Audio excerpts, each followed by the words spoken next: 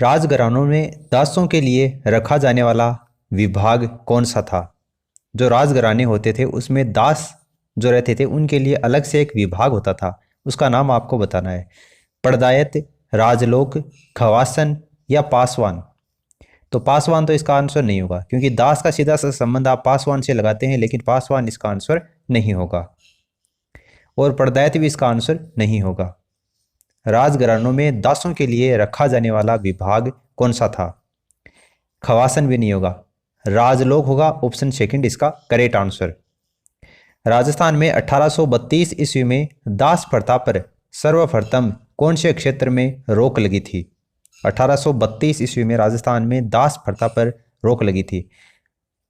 सती प्रथा नहीं पूछा है आपको, दास प्रथा पूछा है। क्वेश्चन को ध्यान से देखना। ढूंढाड़, मेवाड़, हाड़ौती या मारवाड़? देखिए मारवाड़ इसका आंसर नहीं होगा और मेवाड़ भी इसका आंसर नहीं होगा। राजस्थान में 1832 ईस्वी में दास प्रथा पर सर्वप्रथम रोक कौन से क्षेत्र में लगी थी? कहां पर लगी थी? हाड़ौती में लगी थी। ऑप्शन थर्ड क्या होगा इसका करेक्ट आंसर होगा। राजस्थान में राजपूत जाति में विवाह के अवसर पर चारण, भाट, ढोली आदि लड़की वालों से दान दक्षिणा के लिए हट करते थे। इस हट को कौन सी प्रथा कहा जाता है? राजपूत जाति में विवाह होता था उसकी बात हो रही है। चारण, भाट लड़की वालों से दान दक्षिणा के लिए हट करते थे, उस प्रथा को क्या कहा जाता है? डावरिया प्रथा, बेगार प्रथा, हरावल या त्याग प्रथा? तो उसको डावरिया प्रथा के नाम से अपन नहीं जानते थे और हरावल भी उसको नहीं बोलते थे। राजपूत जाति के लोग लड़की वालों से दान दक्षिणा के लिए जो हट करते थे उसको क्या बोलते थे? बेगार प्रथा भी उसको नहीं बोलते थे, उसको त्याग प्रथा के नाम से जानते थे। ऑप्शन डी क्या होगा इसका करेक्ट आंसर होगा। राजस्थान में सर्वप्रथम सती प्रथा को गैर कानूनी कब घोषित किया? देखिए यहां पर ये राजस्थान शब्द दे रखा है ना, इसको आप ध्यान से देखना। मुझे पता है बहुत से स्टूडेंट सीधा सा जाएंगे 1829 पर और उसको टिक करेंगे, लेकिन आपकी जानकारी के लिए बता दूं 1829 इसका आंसर नहीं होगा। आपकी बात सही है कि अंग्रेज वायसराय लॉर्ड विलियम बेटिक ने रोक लगाई थी 4 दिसंबर 1829 को। कन्यावध की जो कुप्रथा थी उस पर भी उन्होंने रोक लगाई थी, उसका अंत भी लॉर्ड विलियम बेटिक ने किया था। सारी बातें आपकी सही हैं, लेकिन राजस्थान शब्द आपको यहाँ पर दे रखा है, इसको ध्यान से देखना। राजस्थान में सर्वप्रथम सती प्रथा को गैर कानूनी कब घोषित किया गया था ये आपको बताना है। 1834 भी इसका आंसर नहीं होगा, 1822 होगा। राजस्थान में सर्वप्रथम 1822 में, और कहाँ पर? बूंदी में। इसको भी आप ध्यान में रखना, बूंदी में सबसे पहले इसको गैर कानूनी घोषित किया गया था। और उसके बाद में राजा राम मोहन राय के प्रयासों से लॉर्ड विलियम बेटिक ने, जो कि एक अंग्रेज वायसराय थे, उन्होंने रोक लगाई थी 4 दिसंबर 1829 को। लेकिन राजस्थान में सबसे पहले बूंदी में 1822 में रोक लगी थी, इसलिए ऑप्शन फर्स्ट क्या हो जाएगा इसका करेक्ट आंसर हो जाएगा। देवताओं की स्तुति कर गुरु के समक्ष बैठकर अक्षर ज्ञान कराने हेतु कराया जाने वाला जो संस्कार है उसको क्या नाम से जानते हैं? उसको किस संस्कार के नाम से जानते हैं? देवताओं की स्तुति करके गुरु के समक्ष बैठकर अक्षर ज्ञान कराने के लिए जो संस्कार कराया जाता है उसको उपनयन बोलते थे, वेदारंभ, विद्यारंभ या दीक्षांत? तो दीक्षांत तो उसको नहीं बोलते थे और उपनयन संस्कार भी उसको नहीं बोलते। अब आप सोचेंगे कि गुरु के समक्ष बैठकर अक्षर ज्ञान करने के लिए किया जाता है उसको वेदारंभ बोलते होगे? बिल्कुल नहीं, वेदारंभ भी नहीं बोलते, उसको विद्यारंभ के नाम से जाना जाता था। ऑप्शन थर्ड क्या होगा इसका करेक्ट आंसर होगा।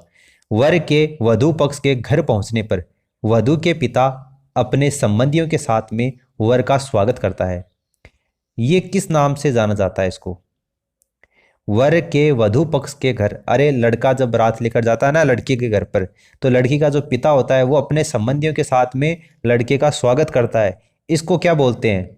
मधुपर्क, बिंदोली, रंगबरी या फिर बढ़ार? किस नाम से इसको जानते हैं? तो देखिए बढ़ार तो इसको नहीं बोलते और बिंदोली भी इसको नहीं बोलते। जिनकी शादी की हुई है उनको तो पता होगा शायद क्या बोलते हैं, अगर नहीं पता है तो आपको बता दूं कि उसको क्या बोलते हैं, मधुपरक बोलते हैं। ठीक है, ऑप्शन फर्स्ट क्या होगा इसका करेक्ट आंसर होगा। विधवा विवाह नामक पुस्तक किसने लिखी? विधवा विवाह नामक पुस्तक किसने लिखी? दयानंद सरस्वती ने, राजा राम मोहन राय ने, ईश्वर चंद्र विद्यासागर ने या चांद कर्ण शारदा ने? विधवा विवाह नामक पुस्तक किसने लिखी? तो देखिए दयानंद सरस्वती इसका आंसर नहीं होगा, और ईश्वर चंद्र विद्यासागर भी इसका आंसर नहीं होगा। विधवा विवाह नामक पुस्तक किसके द्वारा लिखी गई? दो ऑप्शन आपके पास में बचे हैं, राजा राम मोहन राय या चांदकरण शारदा। तो राजा राम मोहन राय के द्वारा भी नहीं लिखी गई। विधवा विवाह नामक पुस्तक चांदकरण शारदा के द्वारा लिखी गई। राजा द्वारा दासी को उपपत्नी के रूप में स्वीकार करना।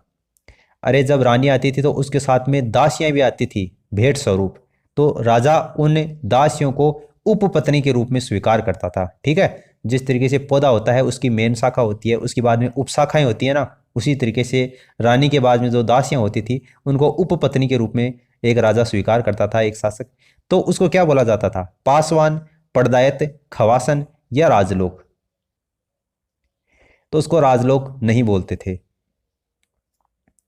और उसको पासवान भी नहीं बोला जाता था।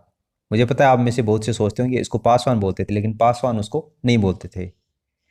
खवासन भी उसको नहीं बोलते थे, पड़दायत के नाम से उसको जाना जाता था। राजा के द्वारा दासी को उपपत्नी के रूप में स्वीकार करना क्या कहलाता था? पड़दायत कहलाता था। खड़ी हुई फसल का अनुमान लगाकर कर निश्चित करना, यानी कि टैक्स निश्चित कर देते थे। खड़ी हुई फसल का अनुमान लगाकर कर निश्चित कर देते थे कि आपको 2 बोरी देनी है या फिर आपको 4 बोरी है, वो कर के रूप में देनी है राजा को। तो ये जो चीज़ थी ना उसको क्या बोलते थे? कुंता, लाटा, बिगोड़ी या भोग? तो उसको बिगोड़ी तो नहीं बोलते थे, और लाटा भी उसको नहीं बोलते थे। इन दो में से आपको बताना है।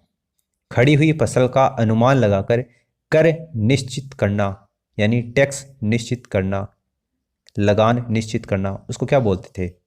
भोग भी उसको नहीं बोलते थे, उसको कुंता बोला जाता था। ऑप्शन फर्स्ट क्या होगा इसका करेक्ट आंसर होगा। आज परिवार में गायन वादन प्रस्तुत कर मनोरंजन करने वाली जो महिलाएं होती हैं वो क्या कहलाती थी?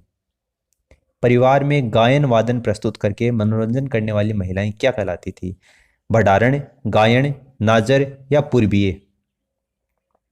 देखिए ये क्वेश्चन एग्जाम में पूछे जाते हैं आपको सीधे के सीधे, ऐसे के ऐसे ही, कि वो महिलाएं क्या कहलाई जाती थी जो परिवार में गायन वादन प्रस्तुत करती थी और मनोरंजन करती थी? उसको भंडारण नहीं बोलते और उसको पूर्वीय भी नहीं बोलते।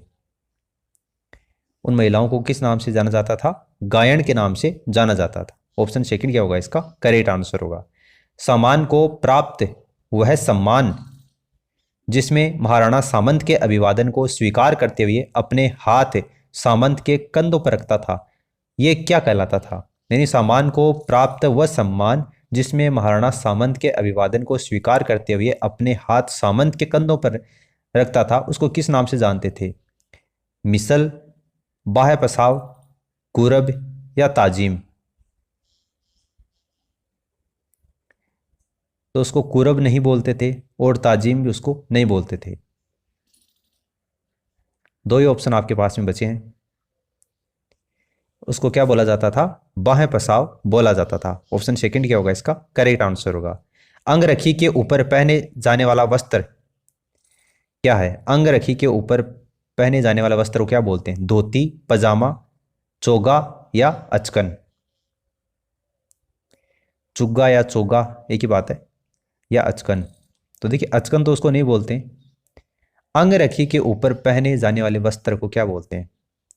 धोती भी उसको नहीं बोलते। इसके अलावा पजामा भी उसको नहीं बोला जाता। चुग्गा या फिर उसको चोगा बोला जाता है। ठीक है, ऑप्शन थर्ड इसका आंसर होगा। सूट की साड़ियां कहाँ की प्रसिद्ध हैं? सूट की साड़ियां कहाँ की प्रसिद्ध हैं? जयपुर की, जोधपुर की, सवाई माधोपुर की या दौसा की? सूट की साड़ियां कहाँ की प्रसिद्ध हैं? तो देखिए दौसा इसका आंसर नहीं होगा और जोधपुर इसका आंसर नहीं होगा। सूट की साड़ियां कहाँ की प्रसिद्ध है? सवाई माधोपुर की प्रसिद्ध है। ऑप्शन थर्ड क्या होगा इसका करेक्ट आंसर होगा।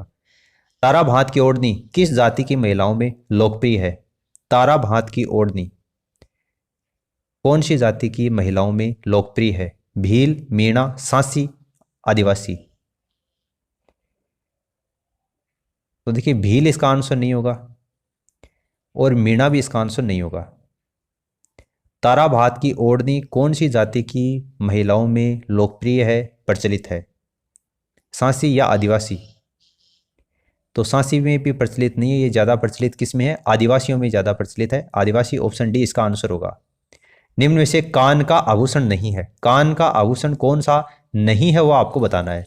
सुरलिया, अंगोटिया, जमेला, जादरो। कान का आभूषण कौन सा नहीं है? देखिए सुरलिया तो कान का आभूषण ही है, जो कि आपके बुजुर्ग दादी हैं उनसे आप देख सकते हैं, आजकल तो नहीं है ये चलन में। सुरलिया कान का आभूषण ही है। अंगोटिया, जमेला, जादरो। अंगोटिया भी है कान का आभूषण, इसके अलावा जमेला भी है। जादरो कान का आभूषण नहीं है। कौन सा नहीं है वो आपको पूछा था। ऑप्शन डी क्या हो जाएगा इसका करेक्ट आंसर हो जाएगा। तो उम्मीद करता हूं कि आपको इस वीडियो से काफ़ी कुछ जानने को मिला होगा। इस वीडियो में फिलहाल इतना ही। For the time being this is the end of the video. Thanks for listening as always. God bless you all.